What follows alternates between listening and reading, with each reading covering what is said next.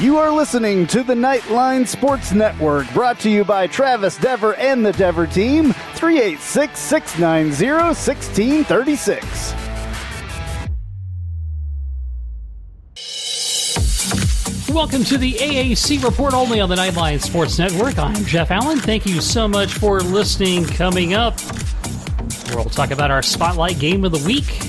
UCF against number 7 Cincinnati. Our friend from our flagship Knightline podcast, Roger Phipps, a.k.a. Knightbengal, will be here to break it down with me. He's standing by in the virtual green room and will join us in just a little bit. And before we get to all the football, we got to get to the breaking news this week from basketball. Wichita State announcing on Tuesday that men's basketball coach Greg Marshall has resigned due to the multiple allegations of verbal and physical abuse. Isaac Brown, the assistant coach, will be the interim coach for this season. Of course, this story was broken on Stadium several weeks ago. It was rumored that the partnership between Marshall and Wichita State would come to an end at the end of last week. It took a little bit longer than expected, but nonetheless, Marshall has resigned. The university announcement did reveal, though, that Marshall will receive a contract settlement of $7.75 million to be paid over a period of 6 years. So he will still get to benefit some paychecks.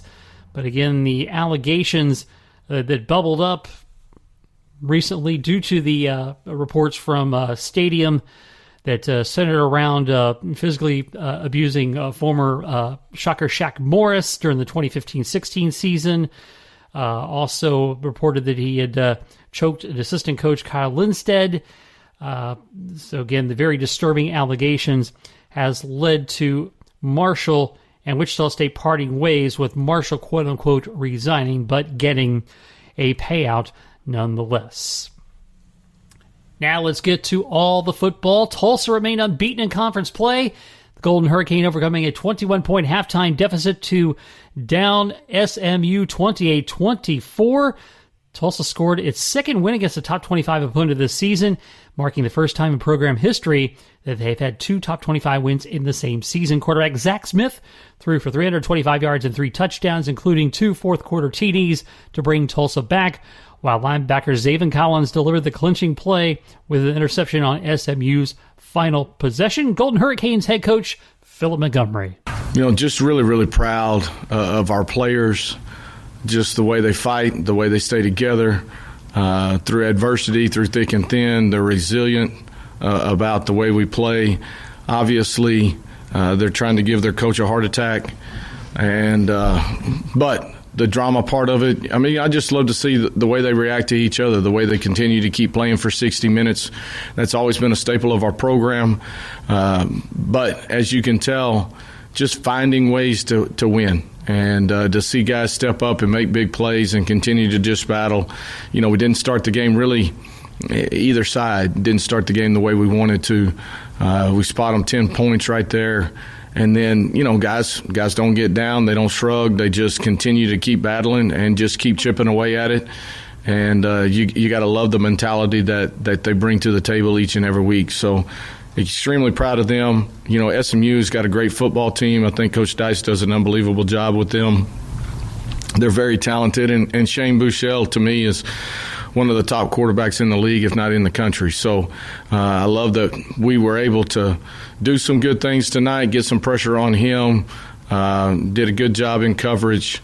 But he's hard to contain. But, after the first quarter, I thought our defense played lights out. And just, again, can't say enough about those guys and what they do down in that locker room. UCF won their third straight game with a 38-13 decision against Temple at the Bounce House. Quarterback Dylan Gabriel and wide receiver Marlon Williams connected on a pair of touchdown passes. Williams had 102 yards on 4 receptions, while Jalen Robinson had 113 on 4 catches. Knights head coach Josh Heupel. I thought we were gap sound. I thought we were physical, controlled the line of scrimmage. Thought we tackled well in space early in the ball game. I thought our linebackers did a tremendous job of having their eyes on the keys and fitting their gaps too. And you had all three levels playing together, and then we were able to put some pressure on the quarterback early in the ball game as well. A huge fumble by I think Eric Gilliard there early in the ball game, and they did a great job of creating some short fields there early in the football game. Offensively, took advantage of them, and just good start to the football game. Cincinnati stayed true to form in the Bearcats' 55-17 win against East Carolina at Nippert Stadium on Friday night this past week. The Bearcats opened up a 35-10 halftime lead and held the Pirates to 87 passing yards and 293 total. They moved to 7-0 overall, 5-0 in the American, and their 19th consecutive home victory. Quarterback Desmond Ridder accounted for 402 yards of total offense behind a season-high 327 passing, with 3 touchdowns to go with 75 yards rushing and a touchdown on the ground. Things got a little testy with Cincinnati bringing a fake punt up 42-10. Bearcats head coach Luke Fickell apologizes for that in the postgame, as well as praising his senior class.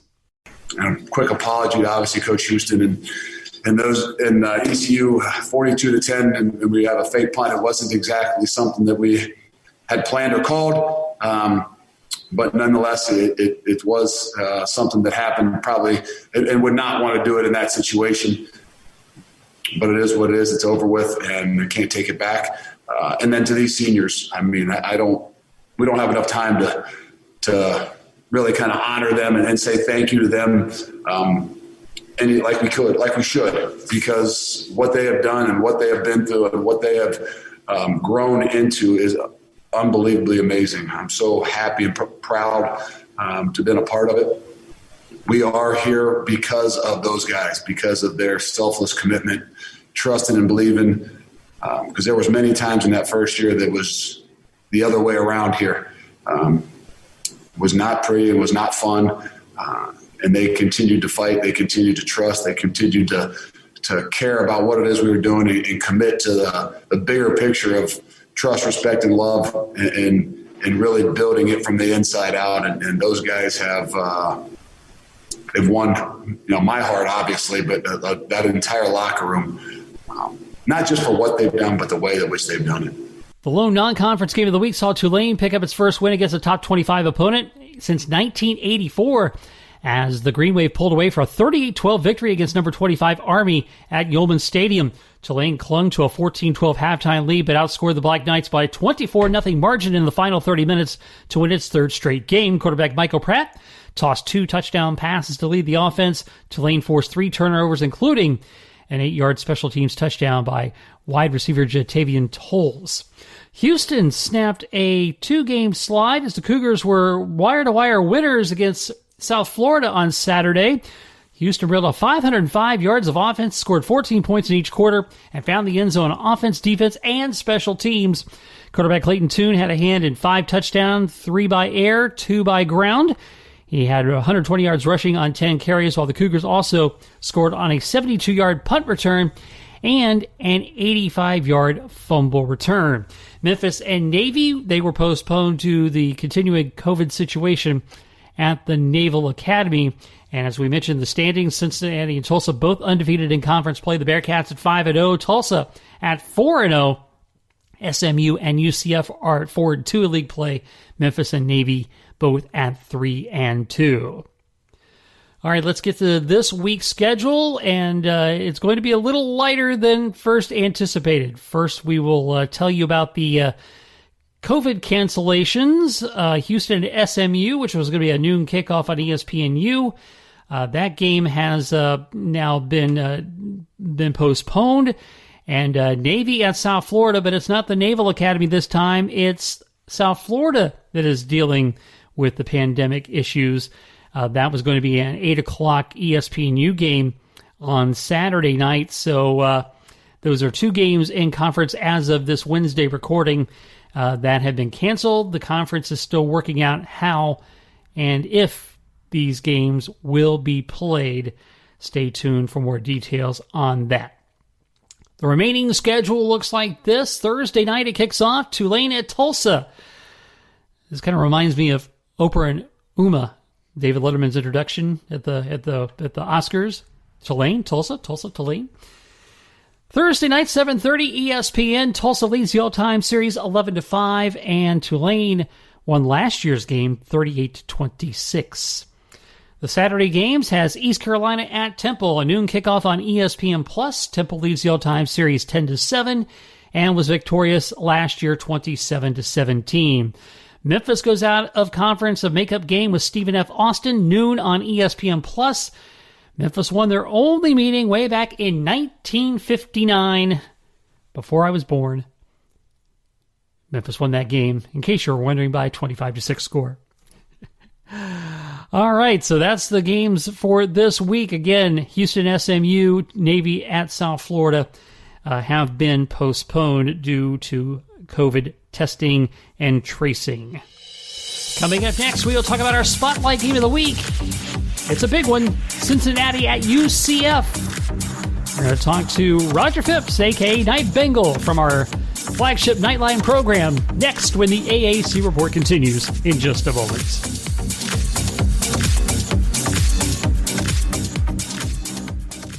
Hey, this is Travis Dever, Kai's Real Estate, the Dever team, New Smyrna Beach. Your source for real estate and everything else, New Smyrna Beach. Proud sponsor of Knightline. Call me anytime at 386-690-1636. That's 386-690-1636. Let me show you my hometown, New Smyrna Beach, UCF's favorite beach. Go Knights and charge on.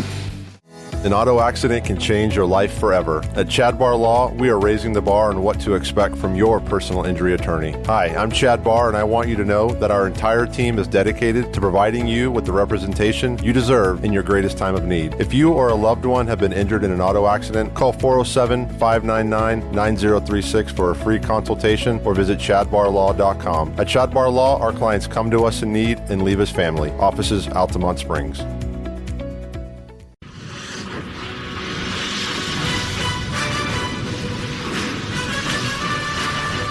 Big AAC showdown comes Saturday afternoon at the Bounds House as UCF plays host to number 7 Cincinnati. We're going to break it down for you now with our buddy from our flagship Knightline podcast. He is Roger Phipps, a.k.a. Knightbengal. Roger, thank you so much for being on the show. My pleasure, Jeff. Thanks for having me. This is the first time I get to grace the airwaves with you, so I'm excited about that. Appreciate that. And we got a big game to talk about, and we definitely have the contrast of styles, the high-powered offense of UCF, the stingy defense of Cincinnati, which has held two pretty good teams in SMU and Memphis offensive-wise to a relatively low-scoring output. What do you think about the matchup coming up on Saturday? Well, I think you hit the nail on the head. There's definitely two diametrically opposed styles when we come to these two teams. So with Cincinnati, they're going to try to play the old O'Leary ball, which is time of possession ball. So they're going to try to hold it as long as possible. They're going to try to leverage Desmond Ridder and get some running, use a running quarterback to their advantage. And for us on defense, the big challenge is going to be making sure we keep him contained on the edge, which is something we've struggled with, although the last couple of games we've done much better. Offensively, you know what we do. We're going to want to air it out. So the big key for me in the game is going to be, can our wide receivers create some distance fast enough for Dylan Gabriel to be able to hit them on those long passing plays? And then secondly, can the offensive line rise to the challenge and, give Dylan enough time to get back there and get something set up? And how does Heupel make sure that we create some creativity that they haven't seen before? Because they did that to us last year. And you look at Cincinnati, this is, a team that, they basically invented the kryptonite to UCF's offense when they beat UCF a year ago up there. Tulsa's used that formula. Temple tried it to some extent in the last game. And, Luke Fickell, obviously a defensive-minded coach, and he has grown a team that, when he first started a few years ago, UCF ran them off the field in a rain-shortened game in 3 quarters. And now look where they are now. They are on the verge of a New Year's Six Bowl. Yeah, and to your point, there's several teams have tried to play that style of defense to us, and the key to that defense really is, can they get pressure with 3 to 4 linemen? Because if they can peel their linebackers off to help in coverage, and they're getting pressure with those 3 to 4 down linemen, depending on what scheme they're playing on that particular play, that can be really disruptive. When you're talking about Dylan Gabriel, he's about a 70% passer on his completion percentages when he's not under duress. However, when he is flushed out of the pocket, he's down to about 50%. So it is a material difference in our offense and how we play. We have seen Dylan try to establish himself more in the run game, but he's still learning. So, I feel like coach is going to have to create some design plays, whether it be screens or rollouts, or somehow to make sure that a spy stays on Dylan and use that spy to keep them out of the box so that our running game can get going. And then you look at the other side of the equation. UCF's defense has had its problems this year, but the last 2 games they have stepped up despite the circumstances of losing some key players due to a little bit of infraction with the law. And the young kids have stepped up and played well. Cincinnati, as you said, they like the 3 yards in a cloud of dust approach to things, and Desmond Ridder is definitely dangerous with his legs. He is accounted for, I believe, 14 touchdowns over the last 2 or 3 ball games by air and through the ground, and his passing game has steadily increased. What will UCF need to do as far as trying to contain the Bearcats' offense? Well, the big thing with Desmond Ridder is his long game is not going to be anything like Dylan Gabriel's, right? So Dylan can throw a touch pass for 70 yards and put it right on the spot. Desmond Ridder has never been able to do that. He still can't do that. He can get some underneath stuff. So if you get some mid-range underneath stuff, we're going to have to watch out for the slants and the option, because with the option, Ridder really is a second or third option as far as running is concerned, right? So we saw that a little bit with Mackenzie Milton. He had fleet feet, and because of that, when he saw on the option, when he kept it, he could make things happen. So for us, the key is going to be, are the defensive ends going to be able to maintain containment? And that's really going to be making sure they understand their keys, making sure that they're aware of that and don't bite if the running back gets the ball or it's faked to be handed there. Because where Desmond Ridder really makes a difference is that threat of 7 or 8 yards on a rush going off the tackle, or handing the ball off by drawing the defense or the spy out of the box. Now, we're going to, with him not being able to really be consistently good at throwing the long ball, that's actually advantageous for our defense, because we like to play single high coverage on defensively. So we have confidence in our freshman cornerbacks, and they've proven that. And if you've watched them the last week or so, they did a really good job against Temple in understanding what the offense was trying to do to them, which allowed the defense to stack the box and really get after the cornerback with safety blitzes or other blitzes from different places. So what you're going to see from Randy Shannon is he's going to try to edge contain and make sure that he's not giving Ridder a lot of time to set up and get in the backfield for tackles for a loss. If they can do that consistently, get them behind on down and distance, they're not going to be able to get that third and long pass off as easily, because Ridder, that's just not his forte. So for us, if we're stacking the box, we get the defenders running after him. That's right up Randy Shannon's alley. What do you think has been the key to the improved defensive play over the last couple of weeks? Like I said, they've had they've had to have guys step up.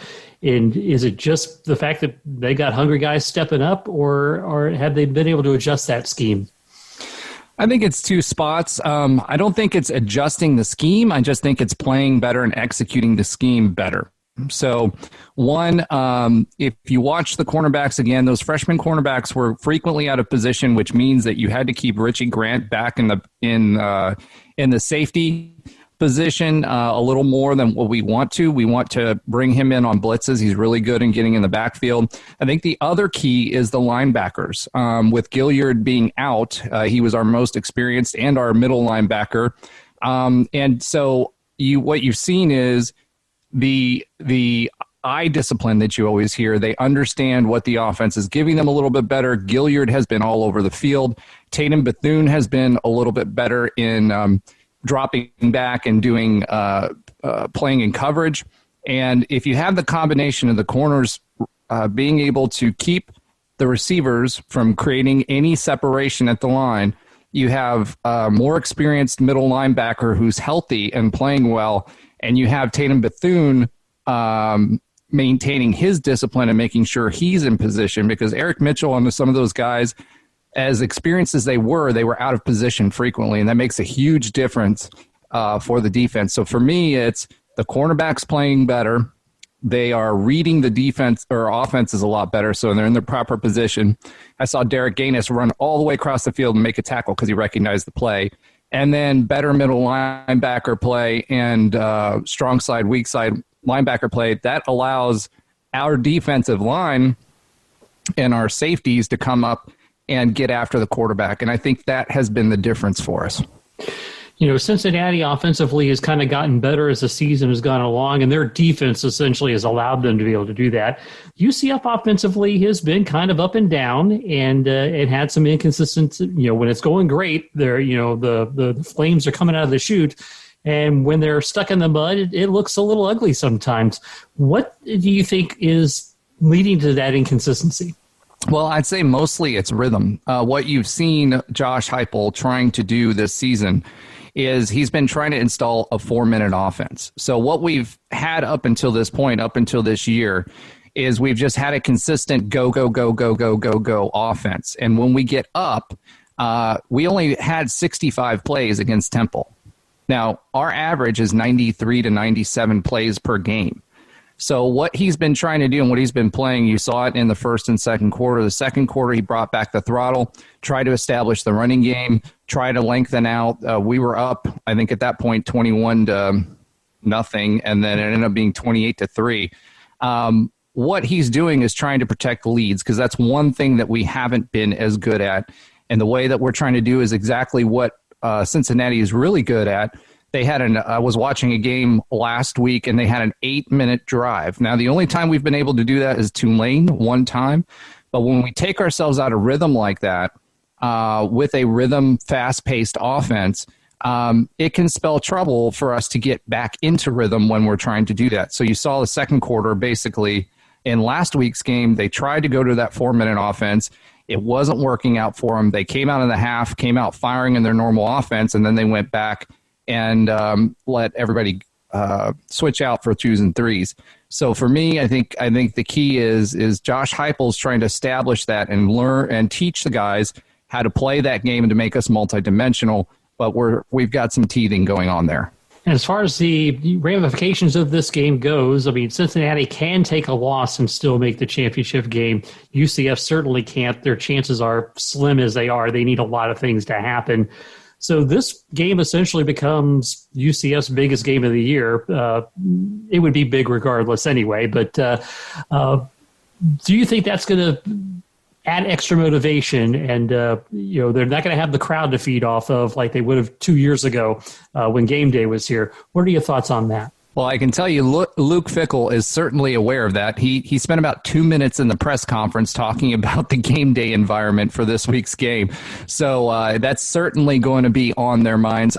For us, I do think that the guys will be up for this game. One, we do still have the opportunity for a championship if we beat Cincinnati this week. Tulsa stays undefeated. That puts us in the catbird seat if there's another loss along the way. So we do have the opportunity to stay there. There's still that big game that was pushed back that Cincinnati's got to play against Tulsa. So if Tulsa beats them and they stay undefeated, then you have a 2-loss Cincinnati with us with the tiebreaker. So they have a lot to play for, not to mention the fact that this is going to be a hyped-up game. This is a must-see game. There's a lot of people that I know that aren't UCF fans or Cincinnati fans that are excited about seeing these two teams play. And you're playing the number 7 team in the country, and if you have the chance to play spoiler, I know these guys are going to have a chip on their shoulder, which is what we had in 2017 that drove us to success. So I know they are very aware of how big of a game this is, and I expect them to have that extra edge this week. And it's hard to fathom that it's been, 4 years since they've been an underdog at home. Yeah. I mean, it just means we're spoiled. You know what I mean? I mean, as a longtime UCF fan, we had many up and down years where there wasn't this consistent success. And now the more recent fans and the kids going to school now, what they're experiencing is, hey, the expectation is we're not only playing for a conference championship anymore. We're playing to try to get into the college football playoff. Now, we know how difficult that is given what conference we're in, but at the same time, that standard of excellence is no longer win championship games, it's go undefeated. So that just speaks to the level that this program has arisen to. And honestly, nationally, the brand is blossoming, even though we're having a quote unquote down year. It's still a respected program, and the standard is excellence, and the standard is undefeated, right or wrong. Mm-hmm. And you can also give them credit too that they have pulled up the teams like Cincinnati and Memphis and increased their stature and the league stature as well. Yeah, and I mean, honestly, when we're speaking to Cincinnati, let's take a moment and really recognize what Luke Fickell has done for that program. Not on a number of ways, right? We all know that college football, a lot of it is culture. You can have a lot of talent. You have 4s and 5 stars in FSU, and you see what kind of season they're having and have had consistently for the past 2 or 3 years, right? He's brought the right culture. The fact that we mentioned earlier that they changed the defense and held on to a specific defense for us last year, all year long. So they game planned all year long. One, that's a sign of respect for the program. But number 2, that's a smart coach. And that's someone who's well thought out. And his team is disciplined. It's not that they're doing anything crazy, right? They're just consistently good, consistently in the right spot. They're getting turnovers. They're averaging 1.8 turnovers per game. So it's going to be a possession game. So if they can get the turnovers and limit our possessions, that's going to be advantageous for them. They're going to play the offense time of possession game as much as they can to, again, limit our offense because we're going to score on 60%. Meanwhile, something that's kind of overlooked with our defense this year, we're averaging 1.3 turnovers ourselves. So, if we can win the turnover margin, which will be tough against the Cincinnati team, but if we get a few breaks and we get those possessions, that could be all the difference in the world when you're talking about scoring on 60% of your drives. All right, so come 7 o'clock Saturday night, what do you think the outcome is? Well, I did put a prediction out there on the radio. I do think UCF will get this win, and here is why. UCF, one, the defense, to your point, has been playing better and more sound football than they've been playing all year long. I do think we can get turnovers on Ritter if we can force him to throw the ball and put them in third and longs. I think we will get some turnovers on Ritter. I think if we can play, limit the number of turnovers we have, because remember last year, that game, we had 5 turnovers. We had 3, I think Dylan had 3 interceptions and 1 fumble or 2 fumbles, something like that, on his own. So it's hard to overcome that just by that. But I think the defense will be playing downhill football. I like what I see in keeping Ritter contained. And if they can do that and force them to pass, we have a good shot at winning this game. So they're 2 really, really good teams. A lot of respect. We have a path to victory. The question is, will they execute? That is indeed the question. And, of course, Roger Phipps, a.k.a. Knightbengal, please promote everything you're doing with the Knightline Sports Network. Well, lots of opportunity. Just thanking Andrew Fagley for giving myself the opportunity to participate. But we do the Knightline podcast, which can be found on this same channel. We also have the radio show that we do every Tuesday night at 9 o'clock. You can follow that on WDBO. You can also listen to it online. Always follow us on Twitter, Knightline, AP_Knightline.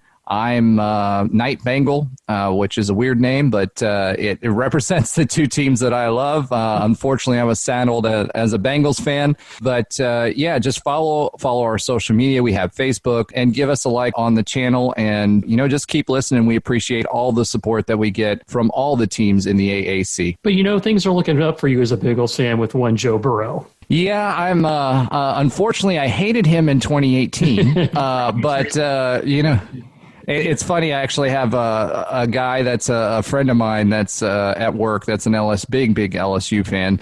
And I always tell him he has us to thank for his national championship because once Joey knocked Joe out, after the smelling salts cleared, which, by the way, he should have been knocked out of the game, but we aren't saying that.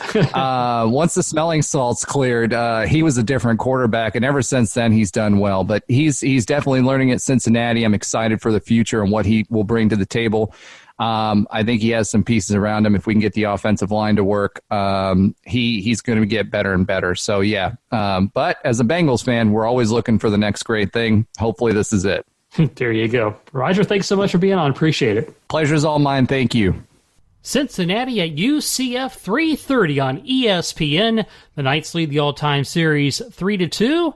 The Bearcats, though, won last year by a 27-24 score. And we are back with the latest rankings, the players of the week, right after this on the AAC Report. Hello, Night Nation. This is Andrew Fagley reminding you to tune in every Tuesday night, 9 to 10 p.m. on WDBO 107.3 FM and AM 580, plus the WDBO app for Knightline at Night. Brought to you by Chad Bar Law. We'll be taking your calls and your texts reacting to the previous week's UCF sports action, and you never know who will show up. Once again, that's Knightline at Night, every Tuesday, 9 to 10 p.m. on WDBO 107.3 FM and AM 580, plus the WDBO app. Go Knights and charge on.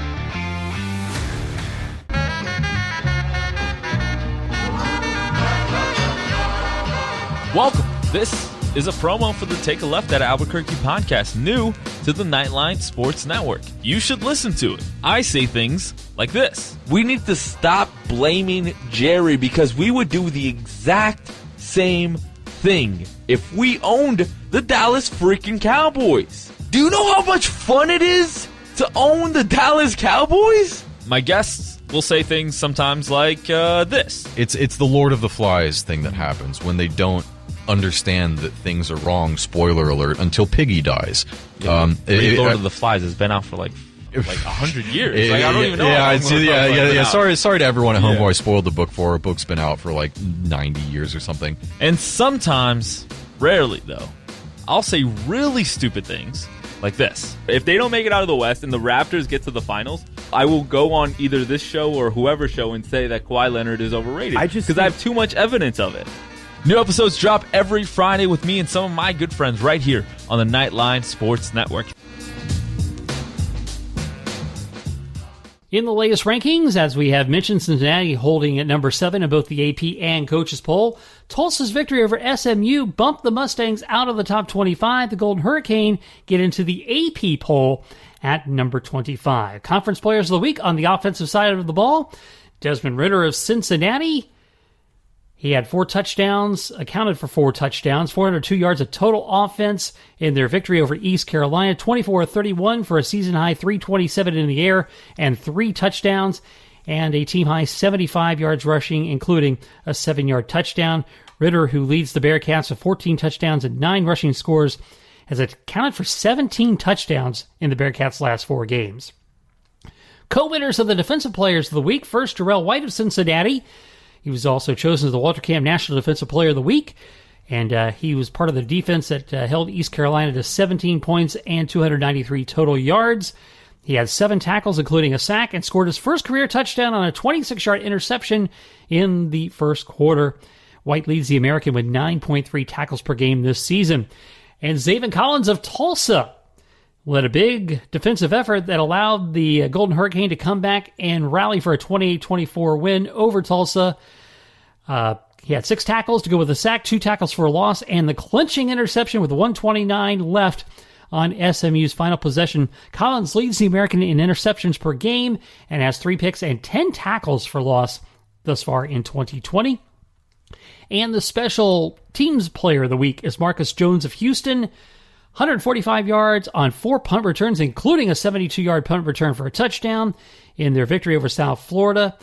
He's a transfer from Troy, where he was the Sun Belt Conference Freshman of the Year last year, and he gave the Cougars a commanding 35-0 lead with that touchdown. His 145 yards ranked second on the American single-game chart and moved him 4th among NCAA FBS players with a 21.6-yard average on punt returns. Navy quarterback Cameron Kinley and Memphis quarterback Brady White have been named as finalists for the 2020 William V. Campbell Trophy presented by Mazda. That's presented to college football's top scholar athlete. Kinley and White are among 12 finalists spanning all divisions of college football for the Campbell Trophy. Each will receive an $18,000 postgraduate scholarship as a member of the National Football Foundation National Scholar Athlete class. That presented by Fidelity Investments. Got to get those sponsor plugs in there. The winner of the Campbell Trophy will have his scholarship increased to $25,000. The American Athletic Conference, the only league to have 2 finalists. And candidates for the Campbell Trophy are nominated by their respective schools. They must be a senior or graduate student in the final year of playing eligibility and have a grade point average of at least 3.2, have outstanding football ability as a first-team player or significant contributor, and have demonstrated strong leadership and citizenship. So congratulations to those 2 young men. Although, how young is Brady White?